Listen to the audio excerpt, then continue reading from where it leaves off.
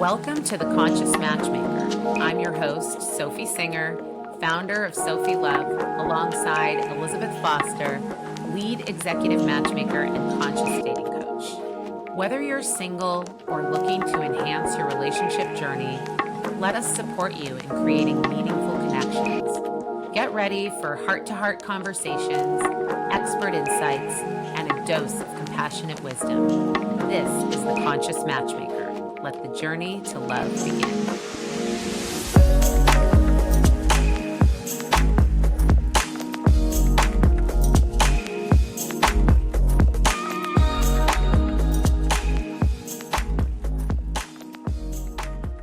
Hey everybody, welcome back to the Conscious Matchmaker, here with Elizabeth Foster. Hi Liz. Hello, Sophie. How are you? I'm feeling good and happy, and excited to discuss our second practice of authentic relating. We're doing a little series of episodes about the 5 practices of authentic relating. Last episode, we talked about welcome everything. And today we are going to talk about assume nothing. That is the second practice or pillar of authentic relating. Assume nothing. What does that look like? That's hard. Well, we can't. It's like we are, as human beings, we're assumption making machines. It's how we get through life. We need to make assumptions. Otherwise, we couldn't function. But assumptions can get us into a lot of trouble, especially when we're meeting new people. Actually, assumptions get me into trouble even when I'm talking to my own husband, who I've known for 14 years. I make a lot of assumptions. So assume nothing, we assume as a way to create predictable environments because it's easier to assume than to take the time and energy to make contact with reality as it is. So some of our assumptions are correct, but many are wrong. I would say more than half of the time, whatever I'm assuming is not correct. It's an incorrect assumption. And so we reflectively react when we assume, and we relate to our past. So assumptions typically come from our past experiences. It's almost like a survival too. Yes, it is. It is a survival mechanism. Again, it's like what gets us through life. We have to be able to make assumptions, right? Because we can't always have all the information about everything at every given time that we need, right? Yeah. So you operate based on certain assumptions. But there's something to be said about the fact that we do reflectively react when we assume, but we intelligently respond when we don't assume. And we relate to the present moment versus our stories from the past.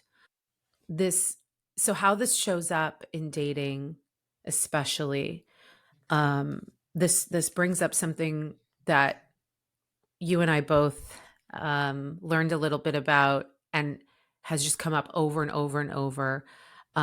We learned about it during one of our matchmaking conferences. One of the psychology coaches was doing a presentation, and she was talking about the reticular activating system, which is, I found this to be profound because this is the case always. It's a filter in our brain that brings us back what we actually believe versus what is actually happening. Okay. So it's reinforcing our assumptions. So when we make assumptions, you're sitting across from a new person, you're speaking to them, you're getting to know them. First of all, it's natural for us to fill in the blanks of what we don't know with an assumption. That's what we automatically do. And our assumptions are usually based on our past experiences, not on the present moment or what's actually happening. And then our system, our brain and our system starts to look for affirmation of that assumption. So when we're talking to someone new and you make an assumption like whatever that is, right? Oh, he must be this way. You're thinking it, right? In your head, it's just happening automatically. It's not even within our control. We just do it. But the assumption is made. And if we don't ever stop to check, right, to actually ask, to notice that we're making an assumption and check it, our system is going to start looking for affirmation and signs that will reaffirm. It's like we experience people and life as we are through that lens that is colored by our assumptions, our past experiences. Liz, I was going to say, why don't we chat? Like, you share a little bit, kind of how that shows up for us with our clients in dates, etc. Yeah. Well, one of the things that comes to mind is, in dating in general too, when we're on a first date with somebody, we might not know how the other person feels. It might just be like an okay date, but having a good time conversing with them. And I'm thinking about a client experience where the client felt like, well, I'm not going to reach out to her after the date because I didn't think she liked me, when in actuality, the feedback that we received from her was, I did have a good time and I'm definitely interested in connecting again. But the assumption was, because there, wasn't some kind of level of affection or a text back, or it wasn't like very, very obvious and explicit that this person wanted to connect again, the automatic assumption was she doesn't like me then. So I might as well not Mm-hmm. even reach out to her, Mm-hmm. And thankfully, because we have the privilege of getting feedback from our clients and from their matches, usually, I was able to tell him, actually, she did have a good time and she would like to see you again. So reach out to her, say, hey, I'd love to connect again this time, this place. And he did, and they had a second date and it went well. And, but that's one of those things that, like, as you said, like, if we're making the assumption that this person isn't interested in me, then, if they sit back and relax in their chair, or they have maybe a quiet moment, or, you know, anything that they do, our brains are going to look at that and say, oh, well, that means they're not interested. Not the myriad of other things that it could have meant, like, oh, she's Yeah. comfortable in your presence, or she's thoughtful and thinking about her answer to your question, or, she's a little bit low Mm. energy. She had a long day and this was after a busy work day. So, there's so many ways that, like, so many other things that could have happened for someone to respond in a way. And when we make the assumption, there's only one way that it could be. And usually it's reflective of who we are. It's always reflective of who we are because it's a mirror for our reality. Our brains are literally making that happen Right. for us. Yeah, and I think oftentimes this is our system protecting us too, the parts Yeah. of us that are set up to protect us. Oh, okay, I see the assumption is made based on someone's body language or how they're reacting in the conversation, etc. Um, there's always, I feel like we hear this a lot. I've heard this so many times during date feedback. Yeah, towards like at some point in the date, I just noticed she's kind of like shut down. There was seemed to be like a Mhm. loss of interest. I just didn't think Mhm. didn't want to be there anymore. And so that's Mhm. it. The assumption's been made that this person's not interested. And I mean, I I coach and encourage my clients in those scenarios, as hard as it seems to do this. I mean, these are the skills that we're teaching people in authentic relating, and conscious dating, is to really slow down and, first of all, be comfortable with a moment of silence. Sometimes Mhm. people are thinking about what you just said and processing it. Every moment doesn't have to be filled with words and a ping pong Mhm. back and forth. Actually, there's so much richness and beauty in the silent moments in between all the words. And also, if you notice the person across from you, you don't know them yet. Like, this is like your first couple times hanging out, and you notice a shift, or there may be, oh, they're shut down or they're checked out or they don't want to be there. Mhm. It is, I encourage people to stop and notice that Mhm. and reveal that they are noticing this, and maybe ask and check the assumption. And you can even set the context and say, hey, so I'm noticing something right now. It's a little uncomfortable to reveal, actually, but I'm noticing something that I wanted to share with you. Are you open to that? And then they're actually, you're preparing them to share something a little bit Hmm. uncomfortable or edgy. They're not going to Yeah. be caught off guard. They're always usually going to say yes. So you're connecting. So you're not just authenticing. Yes. Not just dumping on them. You're not like, you look uncomfortable. Right. It's, I noticed you look like you're shutting down. That's an affront on someone who might Hmm. be shutting down or tired or Yeah. whatever's happening, right? Could But have like, the I'm exact noticing opposite something. effect. Right, right. I'm noticing something and it's a little uncomfortable, but you know, I'm really trying to practice slowing down and checking my assumptions before I jump to any conclusions. Hmm. And do you mind if I share with you? Of course, they're usually going to say yes. And Hmm. then you could share, like, I just noticed, at some point, just, I don't know if it was something I said or what it is. I'm making a bunch of assumptions. You just seem like, I'm not sure if you're enjoying this experience anymore, or maybe you seem like you might be ready to go. Hmm. All these are assumptions of mine. I Yeah. don't know if they're actually true. I'm wondering, I've noticed myself wondering how you're feeling in this moment, like how you're actually feeling. What's this experience Hmm. like for you just at this point in this date? It's almost like saying, how's this date going Yeah. for you? Yeah, And, exactly. and it is, I know it sounds awkward as we're saying this right now. It is amazing how liberating that type Mm-hmm. of a conversation is. It drops you into the moment, in the present moment between you and another person. You can share your experience, they can share theirs. Hmm. Maybe they are totally interested, but they're in their heads about something that happened earlier that day, and Yeah. they can share that with you. And suddenly you're having like a felt present moment, deeper, more emotionally intimate experience and conversation. Hmm. Maybe you're there to be helping them feel seen and heard, Yeah. as opposed to have to pretend to be like having the best time because you're on a first date. Hmm. They might be having a good time, but they might be having another part of their human experience. And again, so to me, all of this is to say that I just want to bring being human back into the dating space, Yeah. not Well, being robotic. yeah.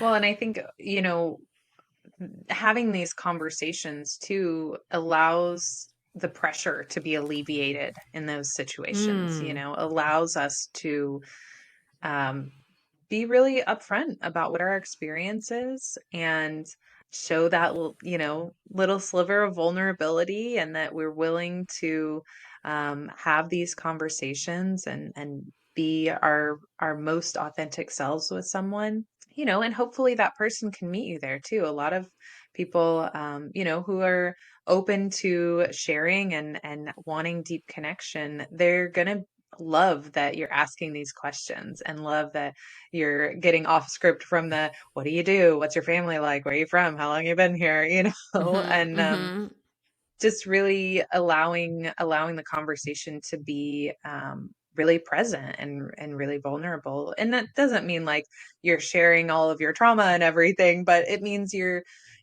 showing up, and this is your vulnerable and true experience in this moment with this person. And I think it touches back on what we talked about last time with welcome everything, even the assumptions.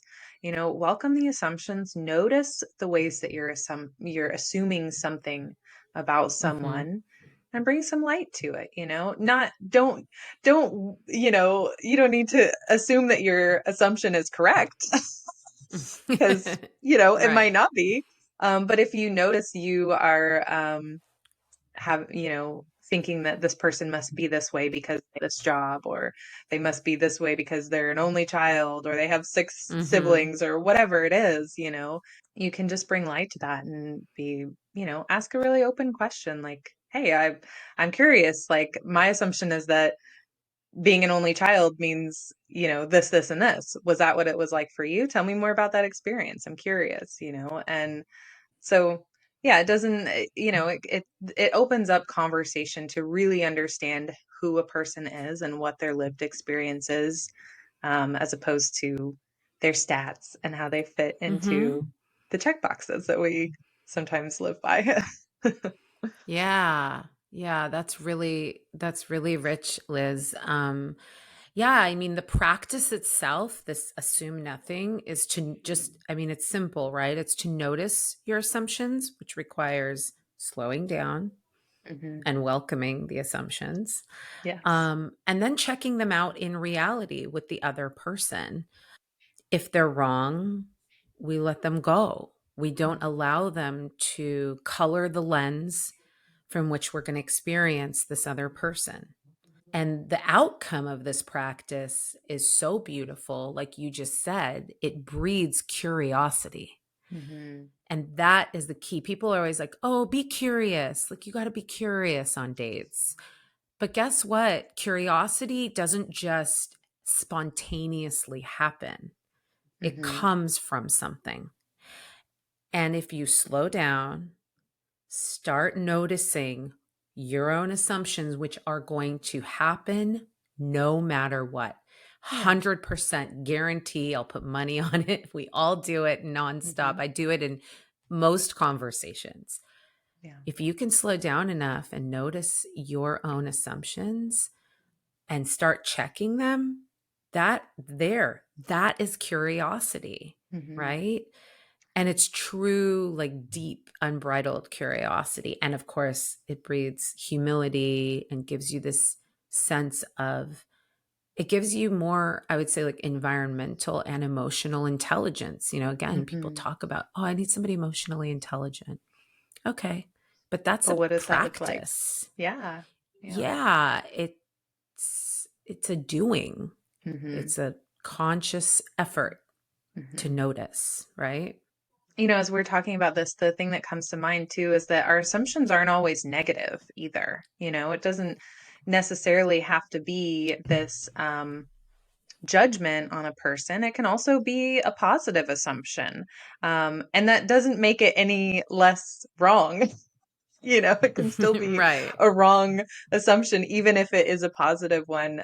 So even more Mhm. so, we might meet somebody and we have a really great first date with them, and they're checking all of these things that I'm looking for. They're really what I'm looking for, but still allowing the opportunity, like you said, to slow down.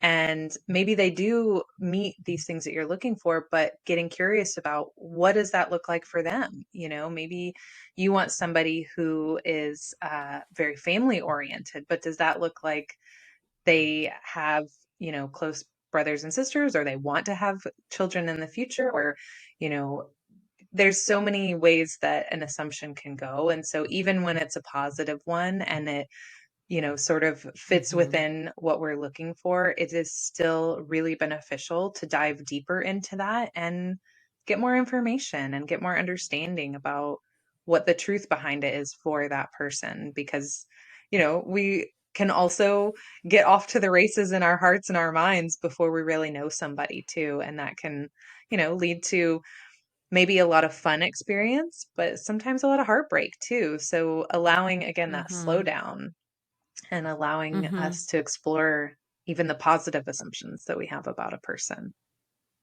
Yeah, I love that. And I also want to give everyone a little kind of direction on how to do this actually in IRL, in real life. Hmm.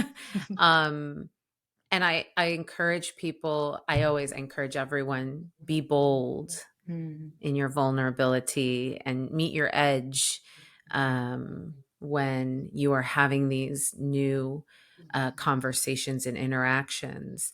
And when you're on a date with someone and you're noticing that probably not your person, or you're just like, okay, like let's say you went on a date and this person looks totally different than their photos online. Okay, that's disappointing, but here's your chance to practice speaking openly, assuming nothing, welcoming everything, meeting your edge when the stakes are low. You're not worried, are they going to like me? Are they not? Like, Mhm. this is a great, and then also this opportunity to like just emotionally connect to a person, be seen and heard, Mhm. you see and hear them. And what that looks like, I encourage people when they are trying to do this and checking their assumptions. Again, it's not something we were ever taught. I was not taught this growing up ever, up Mhm. until a couple of years ago when I started learning authentic relating and training in this, is to check assumptions, right? And so you can say it a bunch of different ways.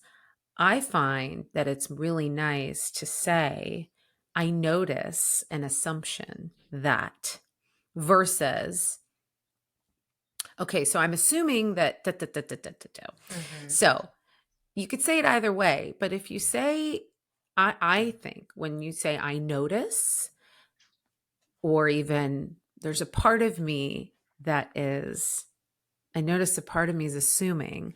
So, what it does is it actually separates you from this assumption. It softens it, Yeah. actually, I think. I don't know, Liz. What do you think? I think it softens the whole thing. You're not like, I assume that XYZ. That's a strong, Yeah. like, this is what I feel and believe, versus this Right. separation from the, like, I noticed this little Yeah. assumption, you know? Yeah, I think you're spot on Does with that that too does that because resonate? uh-huh, yeah, 100%. I think what I notice in hearing that is that it can like you said, give space to the assumption and yourself and your inner self, you know? It's not saying I believe that you are this, you know? I judge Mhm. that you are this. It's saying I have this, curiosity. I have this part of me that is wondering, is this true? Mhm. And it's not, it just, it because the reality of the matter is that's the truth. There is a part of you that is curious or assuming or, whatever it is. You're not as a whole being, as your inner self, you're not, this judgmental, assuming kind of person, nobody. Right. That's not our authentic way of being, But if we allow ourselves even just the space and the slowdown to say, hey, I'm noticing that I have an assumption coming up about this thing and just curious, what does that look like for you? Can you expand on that a little bit more? I'd love to hear a little bit more about that. And, you know, Mhm. and and it also I think speaks to your willingness to be open and changeable and to be wrong, which is incredibly Mm. important in all aspects to be able to learn something new and receive that well, and I think the other thing is that it also gives you the grace to be able to be received in a way that is not an assumptive person, not, making these harsh judgments. You are open to Mhm. being changeable and learning and growing and finding out new things all the time. So I think it gives grace in a lot of ways and helps deepen the connection always. Yeah, and what I love about this practice is that the person across from you who's never heard of this or done any of it, you're basically teaching by modeling it. You're giving it to them, Mhm. because the moment you open up these parts of you to connect to, like, oh, I notice I have this assumption, and you seem like you shifted your body, like you seem like, I don't know, I have an assumption that suddenly you're not having that much fun anymore. I'm noticing this. I'm wondering if that's true. Mhm. Revealing how you're feeling. I'm nervous to tell this to you. Revealing this sets the context. It gives permission to the other person to let down their guard And suddenly, again, we're dropping into what I like to call the antidote to dating boredom, which is exploring what's happening in the given present moment between two people, the experience they're sharing versus, so it's truly being present versus what, we refer to in level 1 conversations, level 2 conversations, which are facts or feelings about facts, things that happened before, things that happened in the past, or that they're looking forward to in the future. This is truly, again, this practice of being in the present moment and shining a light on what is happening between you and another person in the present moment. This leads us to what we will be talking about in our next episode. So if you found this at all fascinating or interesting, tune in to the next episode, which we'll be talking about the third practice, which is revealing your experience. Thanks for tuning in, everyone. Liz, thanks for joining. Yeah. Thank you, everyone. See you soon. Thank you for joining us for another episode of The Conscious Matchmaker. We hope you enjoyed diving into the world of conscious dating and relationship skills with me, Sophy Singer, and Elizabeth Foster.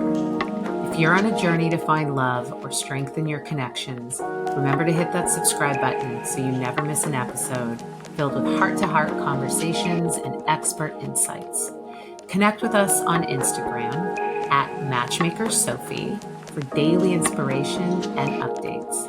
Visit our website at www.sophy.love for exclusive content and check out our blog for even more wisdom on the art of conscious dating and connection. Dating and relationships are a vehicle to your healing and growth. Remember, love is a journey, and we're here to support you every step of the way. Subscribe, follow us, and let's continue on this path together. Until next time, this is the Conscious Matchmaker, sending love your way.